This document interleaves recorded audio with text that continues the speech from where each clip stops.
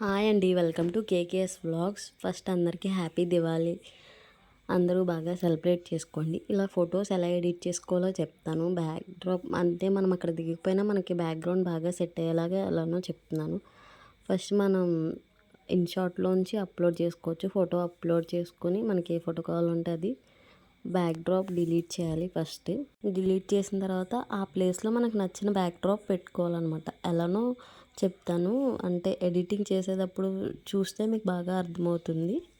Delete అయిపోయిన తర్వాత మనం అక్కడ కింద సింబల్స్ కనిపిస్తాయి అన్నమాట. దానికి షేడ్ ఇలా వైట్ షేడ్ గట్టా రావడానికి సింబల్స్ కనిపిస్తాయి. ఇప్పుడు నెక్స్ట్ ప్రాసెస్ ఎడిటింగ్ ఎలా చేసానో చూపిస్తాను. అక్కడ చూస్తే మీకు అర్థమైపోద్ది. ఫస్ట్ మనకు కావాల్సిన ఫోటో సెలెక్ట్ చేసుకుని కట్అవుట్ చేయాలి. ఇక్కడ ఈ సింబల్ క్లిక్ చేస్తే దాని పక్కది మనకి బ్యాక్గ్రౌండ్లో అలా వైట్ కలర్స్ మనకు నచ్చినాయి. కింద కలర్స్ కూడా క్లిక్ చేసుకోవచ్చు. అవసరం లేకపోతే నార్మల్గా పెట్టుకోవచ్చు. దాని తర్వాత టిక్ మార్క్ నొక్కుంటే అది ఓకే అవుతుంది. తర్వాత బ్యాక్గ్రౌండ్లో మళ్ళీ గ్యాలరీలోకి వెళ్తే ఫోటో చూపిస్తుంది. అది క్లిక్ చేస్తే మనం బ్లర్గా ఉంటుంది, నార్మల్గా కూడా ఉంటుంది. మనకి నచ్చినట్టు కరెక్ట్గా సెట్ చేసుకుంటే అది సెట్ అవుతుంది. మీరు కూడా ఇలా చేసుకుని మీ దివాళీని బాగా సెలబ్రేట్ చేసుకోండి. అందరికీ హ్యాపీ దివాళీ. మీకు ఈ వీడియో నచ్చినట్టయితే please subscribe, like and share.